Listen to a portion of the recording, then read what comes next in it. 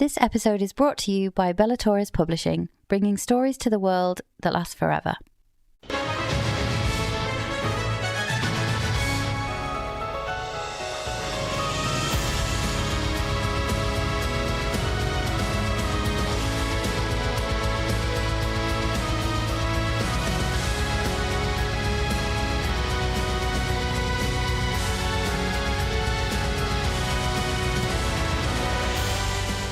Hello and welcome to Faithfully Fantasy, The husband and wife podcast talking all things fantasy fiction. I'm Jason. And I'm Sean. And today we have our therapy session after finish The Will of the Many. And just a heads up, we might use strong language and explore adult themes. This episode will obviously contain spoilers from The Will of the Many and snippets of information we've had from James Islington himself. Also, if you're enjoying the show, please take a second to rate us wherever you're listening. A quick tap and you've made our day. So in today's therapy session, we will just be doing a quick recap of what we thought about the book, and then we'll be running through the Will of the Maybe segment, which was, if you remember, each week at the end of each chapter segment, we wrote down our theories. Well, mine for the next book, because obviously I had already read it, and yours were kind of throughout the book. So it'll be interesting, I think, today to see what you got right, what might be coming in the next book. So I've got some questions for you before we dive into the theories. Okay.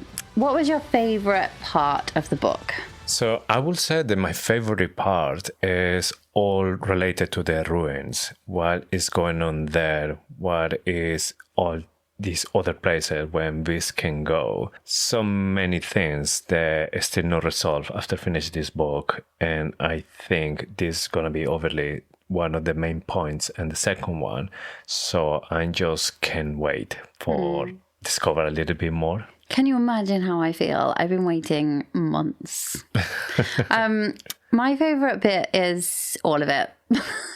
No, what I was trying to explain before we started this book was that I thought the pacing was perfect. A lot of people in my book club who read it at the same time thought it might have been, it felt a bit slow, like they just wanted more action. The action bits were action-packed, but the bits between were quite a lull. I loved those bits, and I just wanted to stay and hang out with this. I just wanted to be more at the academy. I liked the festival. I liked the trip to Zeus, just the downtime bits. Yeah, I just love everything. Right, who was your favourite character? Definitely this.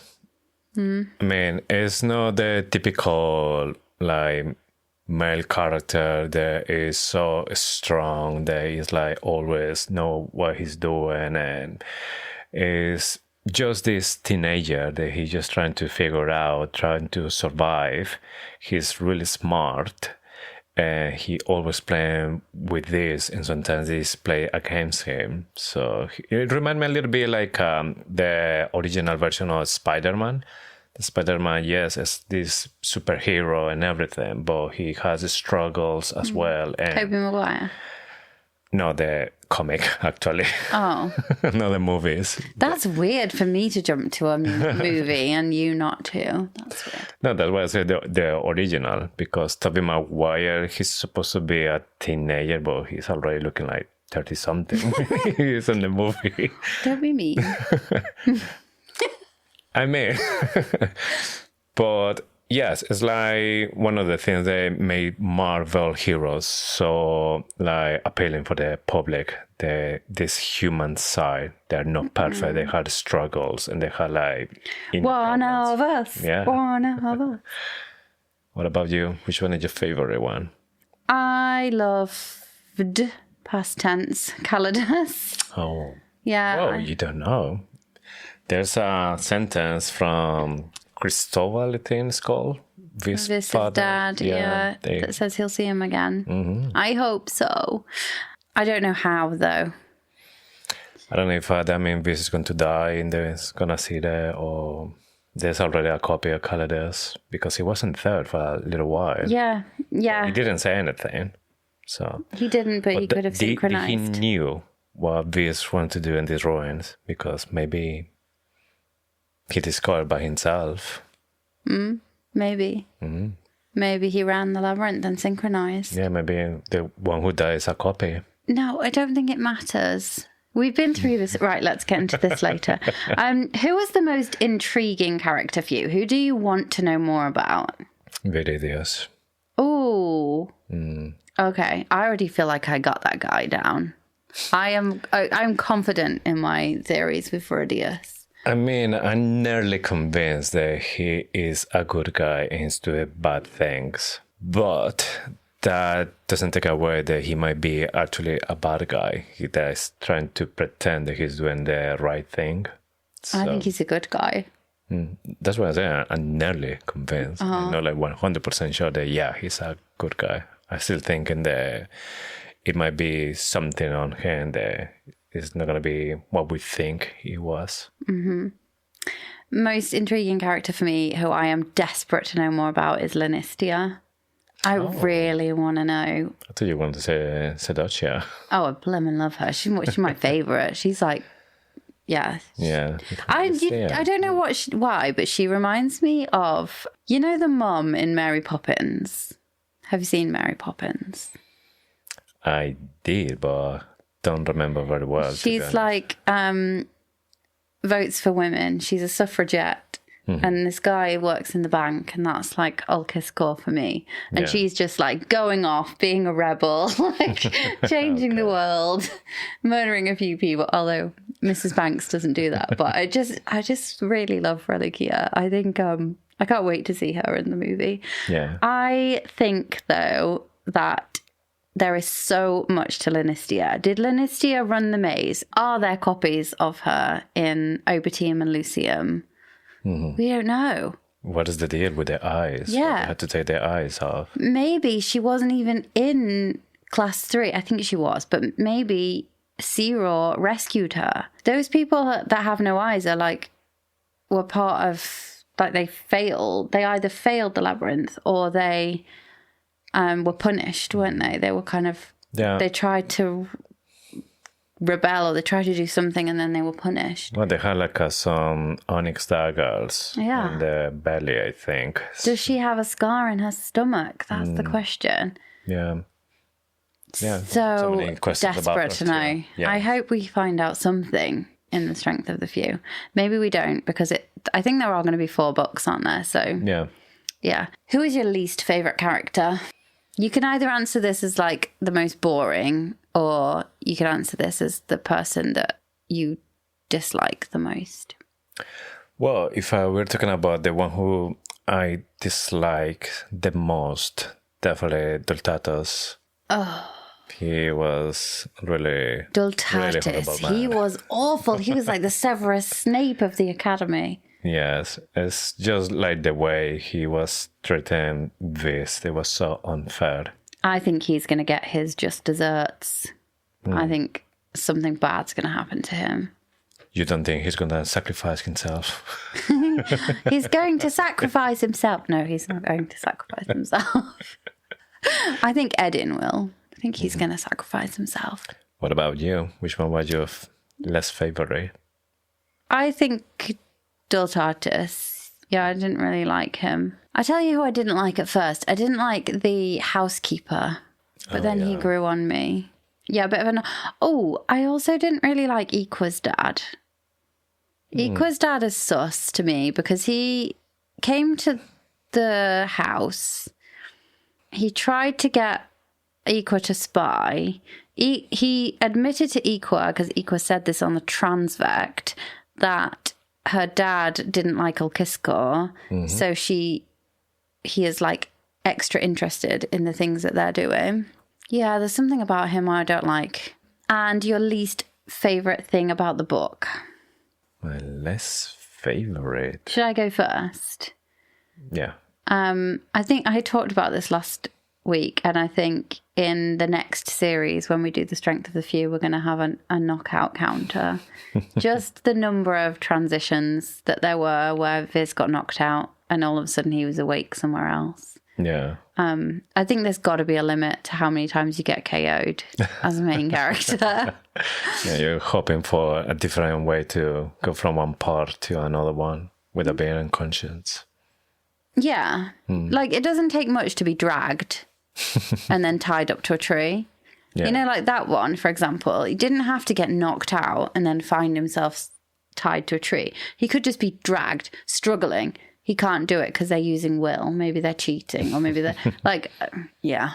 I feel like there's other ways, but that's pretty much it. I loved everything else.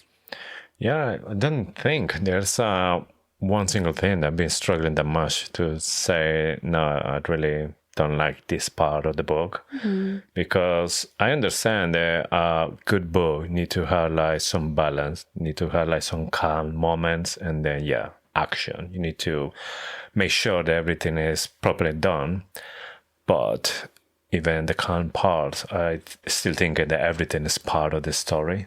That everything is important to keep going with the story. So nothing to I agree. say You're about like it. how I was when I first finished the book. Like, everything is great. I loved it.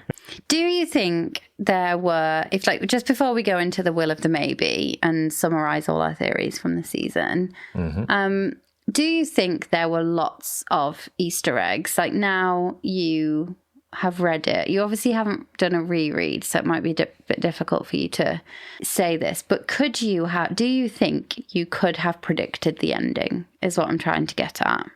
Do you think it was predictable, or do you think it was like, what the I don't think that you will be able to predict a lot of things on the first read. I think if I start to read it again from the beginning, I will spot a lot of stuff. Like, you were telling me a couple of things that it will show later on, and this is important, and this is playing other stuff. But I don't think that you will be able to figure out everything in just the first read, because it's not supposed to work that way, because you don't have like all the pieces to go to that. Yeah, I don't know if you ever really... I think murder mysteries are different, like crime thrillers, where you can piece together the pieces and you should be able to get it. For me, there aren't enough clues to work out the end. You get bits, like you get to find out about Obitium, you get to find out about Lucy. We don't really get to find... They're like... There's a model, isn't there? And you know about synchronization, but you don't know that is a cloning, or you don't know that you would have 3 versions. It's completely fresh, the ending. And it's like, I know that people say it's like other books. A few people say that it's like Red Rising, and I didn't finish that. I will. It just wasn't the right time for me to read it. It wasn't terrible. I just wasn't feeling it at the time. So I know that I've got to put it down. I put it down, and I was be like, I'll pick it up another day. But it's not like anything I've read before, and I think that's why the ending was just a complete like For me, give me more questions, because we heard during the book a couple of times when these people were saying that synchronism is dead or something like this. But then by the end, you realize that they're talking about, you're gonna be like duplicated, or you're going to have a copy. So what they mean about is dead. They say synchronous is death. Yeah, something like that. Yeah. So does it mean that your copy is dead, or does it mean that it's not working anymore, or it's like, what does it mean? Do not open the gate. Yeah. That's how they do it in the audiobook. I could have been, do not open the gate. Synchronous is death. Yeah. Okay, that's all my questions. So, shall we do the will of the maybe? Okay, let's dive deep into the will of the maybe. So, as a recap, this is the part of the show where we lock in our predictions for the next book or subsequent books, because just because we don't get it right for the strength of the few, it doesn't mean it won't be injustice for the one, or what we expect to be another book after that. So, let's hope we get something right. Okay, I'm going to start with the first one. And in the first episode, I said that we will see Natio free eventually. So just as a recap for everyone, Natio is the prisoner that is attached to the sapper in the prison that Vis worked at in the very first chapter. It's the man that Alquisco goes to see, he asks for some questions, and Vis is there. Yeah, and Natio seemed to be another one of class 3. And actually, I have been convinced that Viridius is good, but it turned out, I think, that Viridius put him in the Sapper. Yes. What I don't know if it's been confirmed if Nacho was maybe in the same class as it was Zero Viridius. And I think it's just because the timeline, like how long had been in prison with the time. Well, it was 6 years ago. Yeah, exactly. But they only just moved him to that prison because it was Relucia who was involved with that. They got him transferred to Vis's prison, so Alkiskor would go there and meet Vis. It was all a setup. Yeah. I agree with you. I think he will be free, or Vis will go back and visit him. Yeah, maybe give some questions as well. Using now that he has this power. Yeah, and hopefully his mate is still working in the prison and he'll let him down there. Yeah. So I know that some people struggle with the amount of times that they say rotting gods and gods' graves as curses in this book. I think the gods are alive, and I think the gods are in Obitium and Lucium. I think it might be heaven and hell or similar. So you got Lucium, which is light, and Obitium, which is death. And I feel like it's the overworld, the underworld, and Res is the middle, the normal world. And I think we might meet those rotting gods, and they might not be rotten. They might actually be alive and well. Yeah. So you definitely think they will see like physical gods. I feel like it, yeah. Yeah. So another theory that I have is when Sedocia shoot this arrow to Alkiskor and he just straight away is face on the floor. I think this arrow had the same principles as the Sapper, so it's like absorbing all the will that he has in the body, because he was doing all this effort was with the will. That's why he was able to fight this the Angus that were there, and he was doing all this stuff because his eyes were black. But when he gets shot with this arrow, he just went down, because I think there was an interruption of the will. So I'm thinking there's like a correlation about how the Sappers works, like taking the will and this arrow as well. It's like a correlation there. I agree with you. I think you thought we were going to find more out about that in this book. Yes, but that was like the first and last time I saw this. So I am convinced there is so much more for us to learn about the way will works, the way the Sappers work. I know that a lot of series you don't need to have a detailed breakdown of the magic system, but you do need more than we've been given. Like, I love this magic system, but I think there is so much more to learn. Like, what was the cataclysm? What was the situation before? What is Vis's dad aware of that the hierarchy wanted to know? I think there's like natural magic and it's just being like channeled. I don't know. Does it come from Obitium? Does it come from Lucium? So many questions. But I think I agree with you. I think that is the only thing that would have taken him down. Yeah. It's like a bit of a mobile sapper. Yes, and also he didn't know what was that, and he was concerned, and I think everyone was concerned about it because it's something they haven't experienced before. Yeah. This reminds Alkiskor of Sea-Raw. I don't know what that is going to mean. When I said this at the time, I was like, what's that going to mean for Alkiskor's relationship? I knew at the time that I said this, that Sea-Raw was alive at least in one other dimension. Yeah. And he'd been synchronized. So when I say, what does this mean for their relationship? I have been desperate to talk to you about what this means for Vis and Sea-Raw's relationship, because we know they are together in Obitium and they're very similar people. So I want to know, I don't have any theories about it, but I have a feeling they're going to work well together. Yeah. Off the back of that comment that they remind each other of, or that Vis reminds Alkiskor of Sea-Raw. Yeah, I remember that when you said this, I thought, well, I mean, maybe he's going to start treating us like a little brother.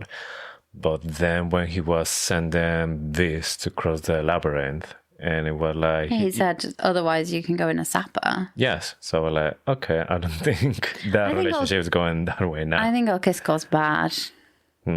I get really bad vibes from Orkiskor. But I think that Searaw and Vis are going to work well together. Yes. I don't know what they're going to do in Obertium. They're just going to hang out there.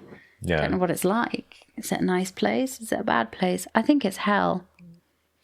I don't know. It could be something like a completely like different reality, or like a Stranger Things, that you have maybe the same things but in a the different upside way. down. Yeah, Maybe. I think that Iqua is going to find out that her father has another child out of the marriage, and it's gonna be a man. Because when she was talking with Vis, when they were like just knowing each other, that was kind of like a sentence that for me, it was just a little bit suspicious when she was talking about that. Yeah, she's like the only child, she's a woman, but her father probably would prefer just a man, or as far as she knows, he doesn't have a child that is a man. So it just made me think maybe she's going to find out and that's going to be trouble for her later. Yeah, there's lots of talk about illegitimate children as well, isn't there? So, I think that would be... And more if the father starts to find out that she is now like a good friend of Vis when he sent her to spy. So maybe he will feel disappointed about her, and then if I has another one somewhere, it will go for that one. Yeah, I feel like Iqua's going to have a big part to play in the next book. Yeah, it's really the same. Like more so than Amissa, because Amissa's going to have a bit of work to do to become trusted, if she even does become trusted by Vis again. Iqua's in, so I feel like Iqua and Edin are going to be his Ron and Hermione. Go back to when Vis first finds the ruins, the first ruins, not the Labyrinth ruins, the other ones where there's like the lots of people with no eyes and obsidian daggers, and there's also that miniature model. When he's trying to get in, I can't remember what he says, but he says a phrase, and it's like open sesame, and it opens, and then he says really suspiciously, I've never heard of a mechanism based on will that can operate off a single phrase before. And then at the time I was like, I don't think that's will, I think that's different power that's coming from Obertium or Lucium, one of them. And I think there's more to learn about will, but there's more to learn about kind of the original power, which I think is what Vis's dad knew about. A magic that you can harness in the land or something. Yeah. I don't know if it's going to be like magic or technology or something, but maybe like the same place from this arrow from Setocia. They're all related because it's, again, it's stuff that they haven't heard before, or stuff that shouldn't exist, at least how they put in there. So it will be interesting to see exactly what it is. Yeah. I was never meant to love a human. But then, I saw her. I wasn't supposed to touch that fruit, but I took it, and I ate it. I was the most loyal of angels, until I lost her. Now they call me the devil, and I'll burn heaven itself before I lose her again. Memoirs of Luzbel, a dark fantasy novel. Book 1 of the Luzbel saga. Now available on Amazon. Another theory that I have is that I believe that Esteban is still alive. No. Yes. Esteban is not alive. So even when, yes, he went stabbed in the head, and he fall in the water, and then the body disappears, and everyone think that, yes, he is dead. I'm still thinking that he has enough will to just hold the brain all together. Then maybe just rebuild it or something. And the only way that he's still alive and he'll come back would be, in my opinion, was if he synchronized. And I don't think he went to the academy, but I don't know.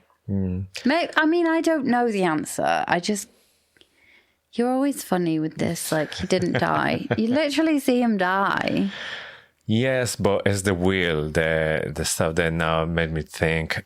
First, because everything was a setup. He didn't have like a specific reason to kill himself. He has like a mission. He has a goal. It's like a suicide bomber.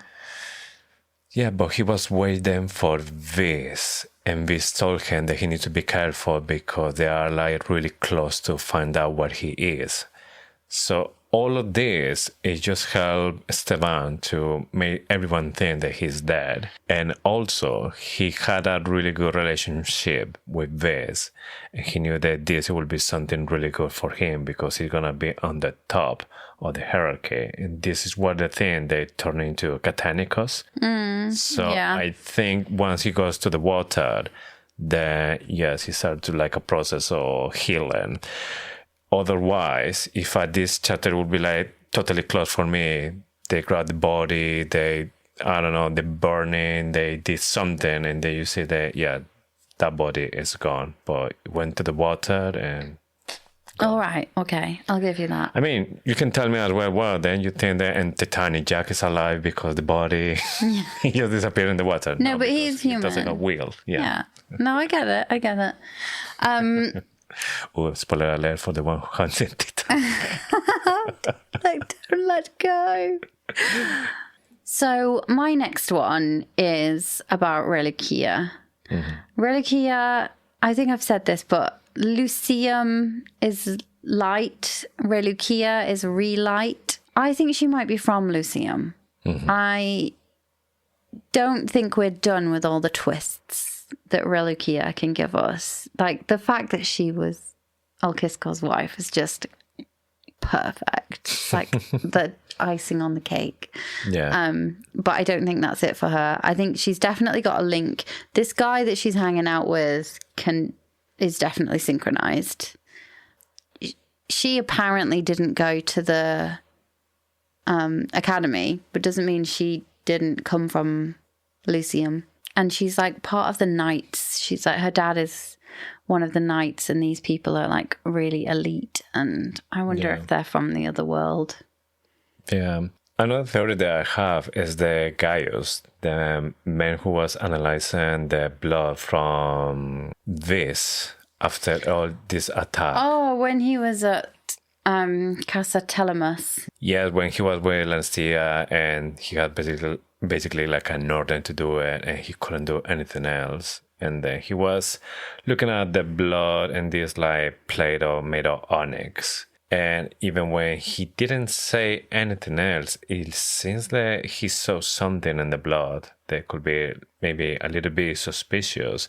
And now we start to see by the end, there's something on the blood that even Misa, it was, I don't know if she could smell or she could see. Yeah, it seemed like she could sense it, but that seemed to be as a result of the synchronism. So she knows more about the synchronism. But I agree with you. That is weird. And the Anguis that killed the safety team, they were also talking about having had their blood taken. So there's something going on. I don't know whether it was the Anguis or whether it is the Academy. Yeah. Or whether it is like, I don't know, governance or another faction. But something's going on. Something is being done with the blood. My mum thinks that they're cloning people. Cloning people? Okay. So that you maybe don't have to be synchronized. So you don't have to run the labyrinth. I don't know, maybe. I didn't ask her the intricacies of her theory. I should have done. Well, this is the will of the maybe, so yeah. Maybe. Maybe. So the next one I've already mentioned. I think Edin's story about how his people believe that sacrifice is the right thing to do. It's like the righteous thing to do. I think that smacks of Edin having to sacrifice or going to sacrifice himself for this. No, Edin. There must be another way. Oh my God, we're the worst. Yeah.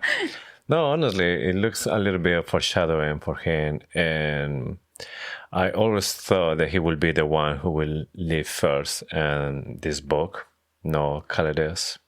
So he might be next on the line. Yeah. So before we were talking about these people, they are in the ruins. They have no eyes, they have these onyx daggers in the stomach, and it seems that they're still alive. I think they're still doing something like the people who they are feeding the sappers. So they're feeding like the ruins. Oh, maybe the magic Yes.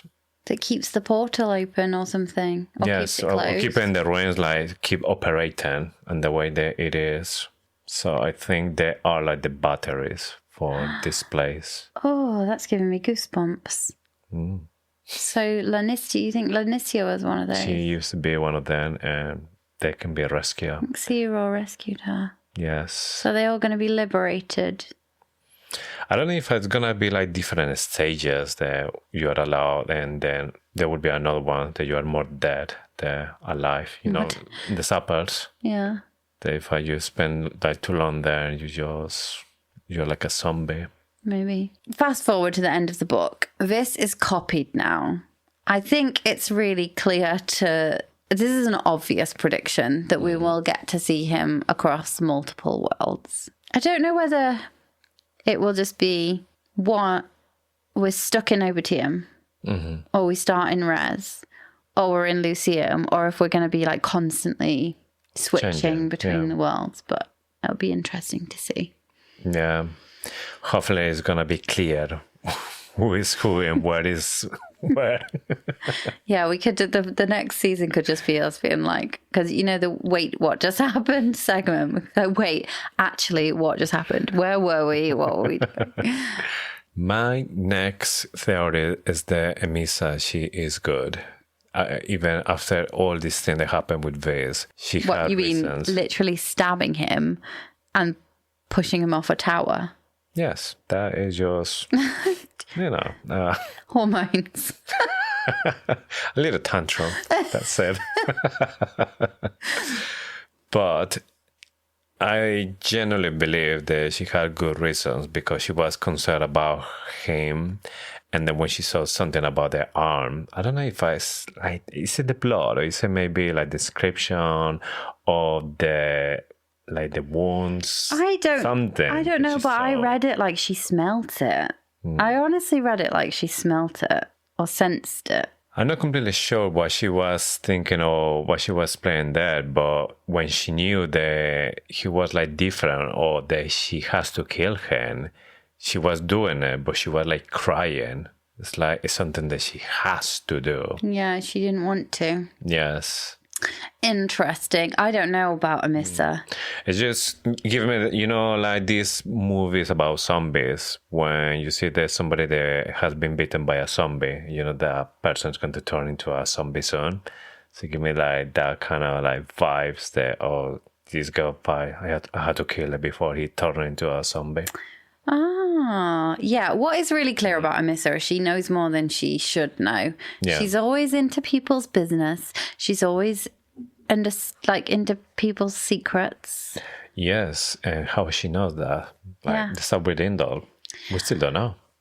Do you think she could be working for Viridius? Let's just say Viridius is good or bad. It doesn't really matter. I do think he's good.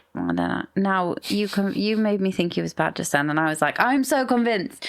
Could he have asked Emisa to get close to this? Could he have given her insider information?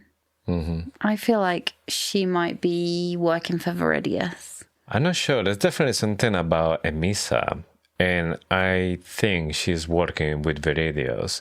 And maybe that is the reason that she was there when he arrived there the very first time. Yeah, and gave him the cup. Yeah, so I don't know if she can sap secrets. We still don't know if he did say something. Mm-hmm.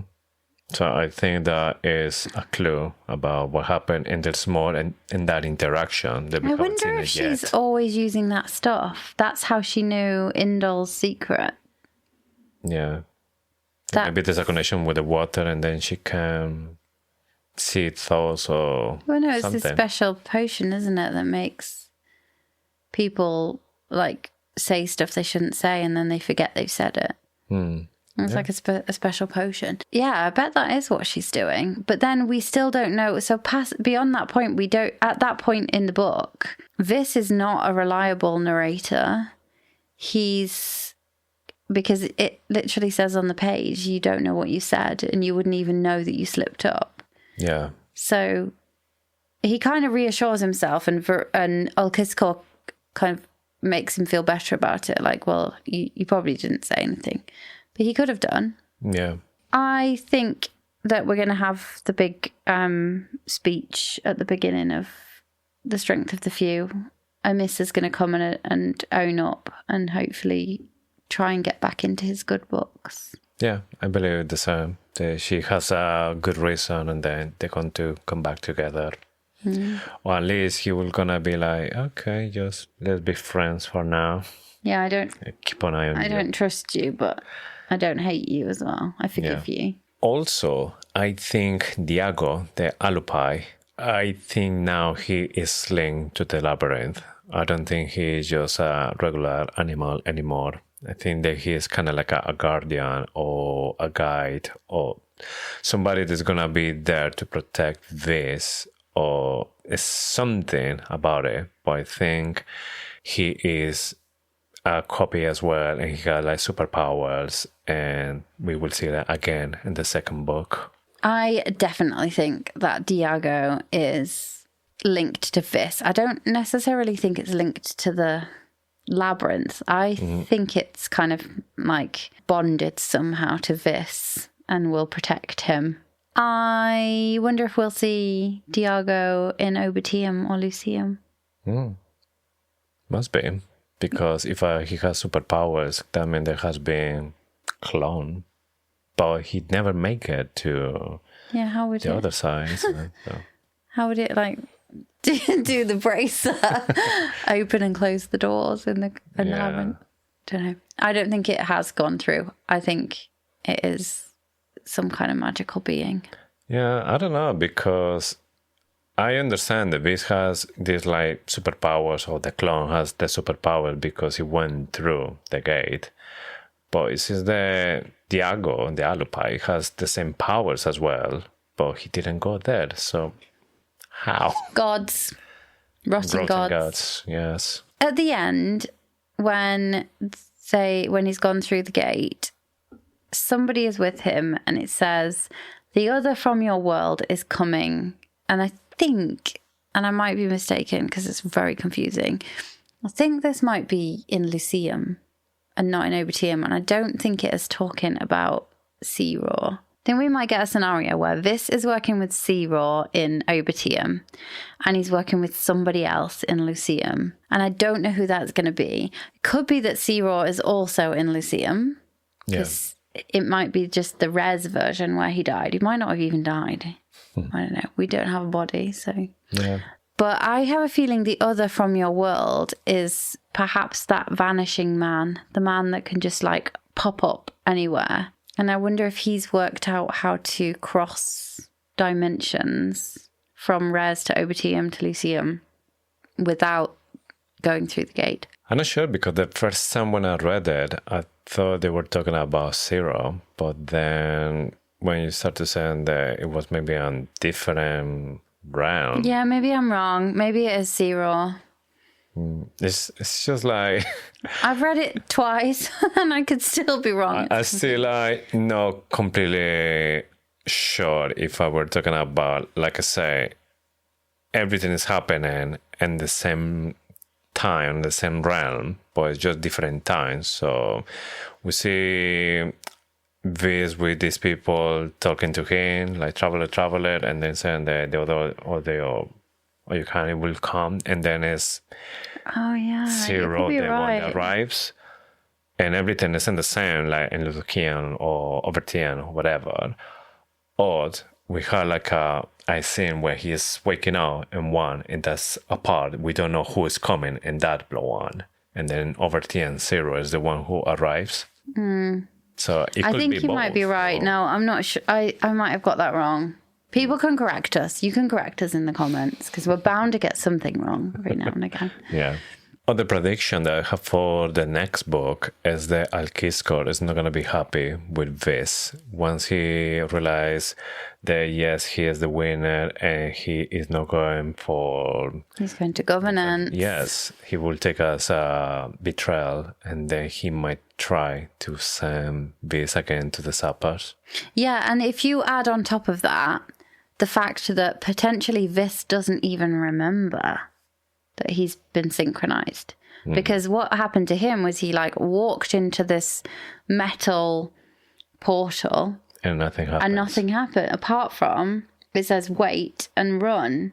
Yeah, so this Viz, he doesn't know the series alive. No, so he can't even give that absolute golden nugget of information to his new daddy. Yeah, it's a nightmare for this. I think he's going to be maybe there's a different story in each world. Yeah. And the one in Res is that Alkiskor is going to be after him and he's got to try and like... Oh dear, this is going to be like Inception, isn't it? Yeah. Yeah. This is exactly why we need Christopher Nolan. I didn't get the movie neither, so it won't help me. Oh, watch it again. So, let's talk about Vis's arm. In Res, Vis doesn't have his arm. Mm-hmm. It's amputated from the shoulder down. Yeah. It's going to be really tricky for him. Unless, oh my God, I've just had another theory, that he might start to use will because he's going to be going to governance. So he's going to have to, and maybe he'll be like, oh, I'll use the will to fit in, but it's okay. And he'll convince himself it's okay because he's using it to bring down the hierarchy. Mm-hmm. And you know how Lanistia can use her will to see? I wonder if he's going to be able to use his will to pick things up and use an arm. Telekinesis. Yeah, but like, I feel like more like I'm not either a mechanical arm that you could just make, or like in his mind, he uses a hand, he visualizes a hand and an arm and he uses it. Like, maybe there's going to be something cool there that does that. Yeah, because one of the first comments that he said is that he feels that his arm is still there, but it's not there. I think that's what amputees generally feel like, isn't it? Because you still have the nerve endings in your shoulder. Yeah, you feel that nothing can change. Yeah.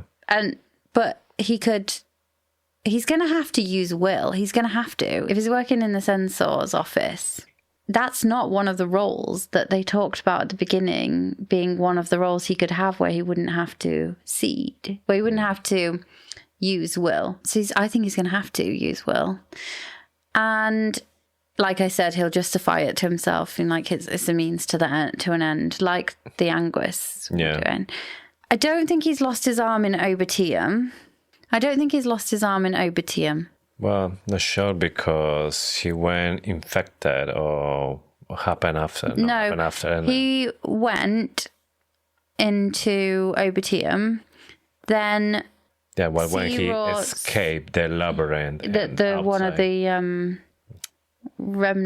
remnants bit his arm. Yeah. So that was after. Mm-hmm. Then the question is, we went into this last week, so we don't need to go into it, but when you go into one world, does the same thing, if you hurt yourself in Res, do you also hurt yourself in Obitium and Lucium, or are you completely separated? Yeah, because we saw that they were sending this message through the skin. So if the other one lose their arm, what's going to happen to the other one? We did talk about this last week and I forgot. Yeah. So maybe Vis is about to lose his arm in Obitium, and I think he's lost his arm in Elysium. I don't know. It's all a mystery. Yes. A mystery that will be solved. Hopefully. Yeah, maybe. I know. That's got to be addressed, hasn't it? Like, is he losing his arm? Yeah, so. Maybe that's going to be one of the clues. We will see one Viz with one arm, and then we'll see next one with two. Yeah. Okay, my next theory is we're going to see Isabel, this big sister, alive, that she didn't die. That is another Here we go again. From the dead. Maybe. I mean, there was a couple of things that made me think that is possible, but yeah, that is going to be another one that bring you from the grave. That one, Federica did see her executed, but it depends if you trust Federici. And then you read the prologue. Then you read the prologue, and yeah, I get it. We talked about this at the beginning of the show, but Vis's dad said that we would see Calidus again, and I just want to believe it. But there's still another mystery. And that moment, who was actually his father? Was a vision? Was there like physically, or? I don't know. I wonder if Vis can talk to dead people, but then, we said this last week, like, the boat was there, the little toy. Yeah, but that doesn't mean it was his father, the one who put it there. It could be somebody else, and that's the twist. Was maybe Viridius the one? Had it, stole it from, or Indol. It was somebody gave it to him, or something. Indol. I don't know. Because Indol might have been in that room in his new holiday home. Yeah. You say this at the beginning as well, but I believe as well that we will see multiple point of views. So I think the book is going to be split. I don't know exactly how it's going to be, if it's going to be like jumping from one chapter to another one, or maybe it's going to be like half of the book, just part one, part two, part three, like the other one. Yes, exactly. But I definitely believe that, or unexpected, they will see completely different stories in each realm. Yeah, I would imagine it's not part one, part two, part three. Well, maybe. But that's the structure. You're going to want, you're going to want like as close as possible the time frame, otherwise you just forget things. Especially if you like, I don't know, maybe, you know how we just talked about, if you get hurt in one realm, do you get hurt in the other? And it seems like yes, because you write on they were writing on the skin. You might read a bit where he's in res and he gets this like really bad pain in his leg, or he just finds himself knocked out again. And you're like, did that happen in the other world? And then you have to wait to find out what happened. Yeah. That's going to be cool, isn't it? Yeah. I think we're going to meet Daddy Calidus. I mean, he said that he wants to go to governance and work for him pretty much. So I'm expecting that, yes, we're going to have some moments with him. I don't think he's going to be a nice man. He literally disowned his son because he was in 7th. I don't know, because Calidus, since that he was really kind person, and he said that he really cared about the family, and I think that is something that's coming from what he said from home, that he cared for the family, because maybe the family he literally disowned his child, and they didn't invite him to the death day party. Like, it's hard love. Yeah. Like, you're being lazy, you were in 12, now you're in 7, so giving hard love to make it like good old conditional love from a parent. Yes. Fantastic parenting. Yeah. Well, I think we're going to meet him, and I don't think it's going to be plain sailing. Yeah. We'll see, won't we? Maybe he'll have seen the error of his ways when he finds out his son is dead. Maybe he'll be like, gutted, and you'd hope so. Yeah, and I had a feeling that he's going to have a lots of regrets about his son, and hopefully. And then when Vis telling what actually happened to Calidus, it's just gonna be even worse for him. It's gonna hit her hard. Oh, imagine. Yeah, that would be bad, wouldn't it? So another of my theories is that once Vis goes to the governance, he will find out as well the reason why the hierarchy attacked his island. The father is saying that there's a reason why they were doing that. They know like a secret, or they know something about the hierarchy, and that was the reason they were attacking. So I think Vis is going to find out this. Yeah, I agree with you. So the Anguis are not who they say they are. There's that weird guy that can like evaporate and then reappear. They also know that Vis went through the gate. This guy knows. He can like sense it on him. I don't know. I know that Anguis means snake, but that could link to the Garden of Eden, in that they just want everybody to have knowledge. They want people to wake up and realize that they're being lied to, they're being controlled, which was essentially the plan of the serpent, wasn't it? Well, yeah, the snake is considered as well as like a symbol of knowledge or wisdom. as well. Yeah. I'm just going to do a quick plug for your book here, because if you want an alternative view of what might have happened in the Garden of Eden, you can read Memoirs of Luzbel, which is JC's book. It's good, thank you even very if much. I do say so myself. And then when I'm talking about that, I have to be like, wait, is that the real story that was included in the Bible, or is it your version of it? That's, yeah.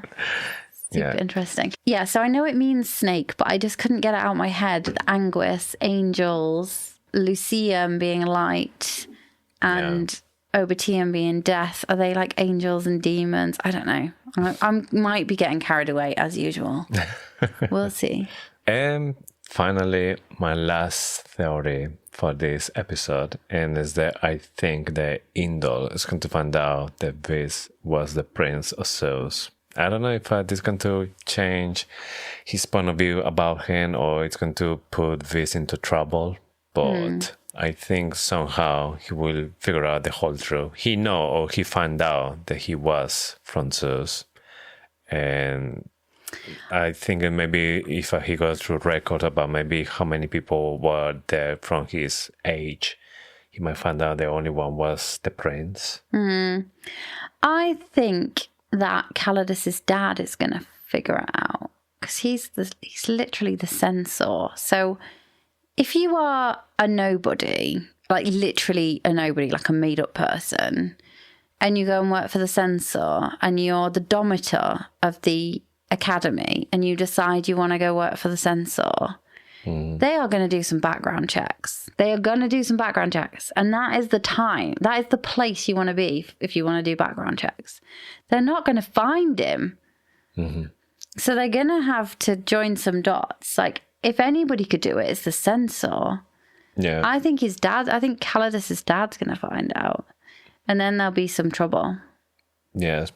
Yeah, I think maybe at the beginning he's going to be like really suspicious about him, and they're going to be just digging. Everyone is shocked. Well, just Viridius, really. But he is really shocked that he would choose governance and choose the censor. Like, it's not a normal thing for somebody to do, especially like the most powerful person in the academy, the most powerful in kind of hierarchy terms. The domitor of the academy goes and chooses to work basically in the censor. Yeah. And doing the census. And that's like a bit suspicious. He's not going to be on the register, is he? No. Not with that name. And you'd want to know... Yeah, you'd want to know who was coming to work with you, because you'd be like, that's weird. Unless then maybe he will be able to create his own identity. So he will just able to... On his first day, I think there'd be some background checks. Like, anyone working in government is going to get background checked. Yeah, but if he's coming from like a really rough place, they need to, start to check, do some investigations, and that's going to take time. It's not going to go through a computer and just put a name. They wouldn't let him start. Oh, well, they will in this series, because it's a series, but that's how it used to be before, isn't it? You just keep working while they're still investigating. Well, they write to the police. Find something. Depends on the job. If you were like in a top secret, no, you just wouldn't. Cool. So let's see. Let's start reading it. We're going to have a little bit of a break, and then we'll come back with a series on the strength of the few. Yes, and we're going to carry on with the same format, a few chapters in every episode. Keep an eye out on our Instagram account, because we will announce the chapters that we'll be reading each week. We really hope that you have enjoyed this series of The Will of the Many, and I, for one, can't wait to read The Strength of the Few. Really hope that you will join us for the journey through The Strength of the Few. We will have so many theories by the time we finish The Strength of the Few. And we will eagerly await the justice of the one. While we'll be reading it each week in the same way that we have, and many of the listeners can't wait each week, they just want to read the book. At the end of that series, that's when we'll really be able to go for it with the theories that nobody knows is right. Yes, because we're going except James Harrington. We're going to finish this next season, putting all the dots together that we have with the 2 books, but then we're gonna be on the same level that everyone else. Yeah. And then we'll try and persuade James Islington to come for an interview. Okay. Good challenge. Yeah. But that is all we've got time for this week, because sadly we don't have James Islington on the couch and he can't tell us what's going to happen. So let's just go and read it. Don't forget to follow us on Instagram and TikTok at Faithfully Fantasy Pod. Just come and join the conversation. Please comment on our stuff. Tell us how you're feeling about the show, how you're feeling about the books we're reading. We really love to talk to you. And also a quick reminder, if you love the show and want even more, we got our supporters option at faithfullyfantasy.com. You get bonus episodes, early access, and you'll be helping the podcast grow. And with this, we have just one more thing to say. Thank you for listening to Faithfully Fantasy, the husband and wife podcast talking all things fantasy fiction. We'll see you very soon, coming back with a brand new season for the strength of the feud. And of course, for more Faithfully Fantasy. Bye!